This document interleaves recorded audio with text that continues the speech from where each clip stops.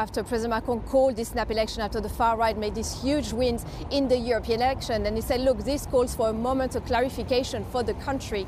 Do they want the far right in power or not? And to a certain extent, we had this moment of clarification. France voted against the far right once again. And it was kind of a big shock result there, because the far right not only was beaten and didn't reach an absolute majority, they came third. And that was really, really unexpected. None of the polls has showed this scenario. So very interesting there to see that the Republican front, as they called, held. And that's because, as we discussed a lot last week, a lot of candidates dropped out of the race between the first round and the second round in order to just consolidate the anti-far right vote. And that worked. Certainly people voted for the non-far right candidate.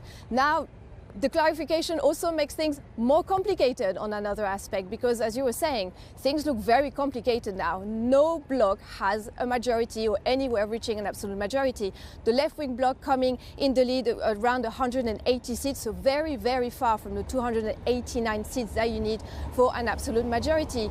President Macron's bloc actually held quite well, much better than expected, at around 170 seats. But here again, hard to see how they can reach an absolute majority, even if they make an alliance with the centre-right, for example, Les Républicains. They're still far away of the magic number to reach a majority. So we have to wait and see. Some people are talking about coalition, certainly not in the French political tradition, unlike what we see in Germany, for example.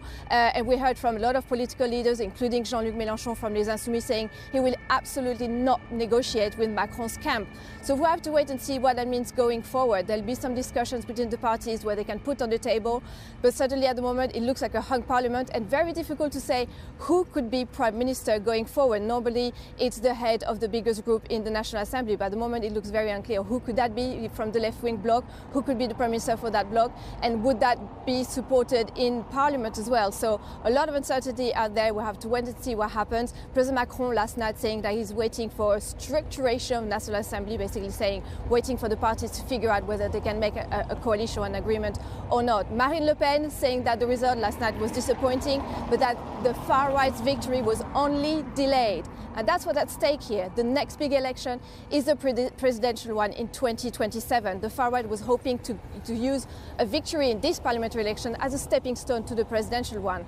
Certainly now it looks like the things might be complicated, but a hung parliament, a chaotic National Assembly could still pave the ground to a far right win in a couple of years. So the centrist parties here have a big responsibility. The French voters did come out in mass, as you were saying, a record turnout, 67%, very high, the highest in many years.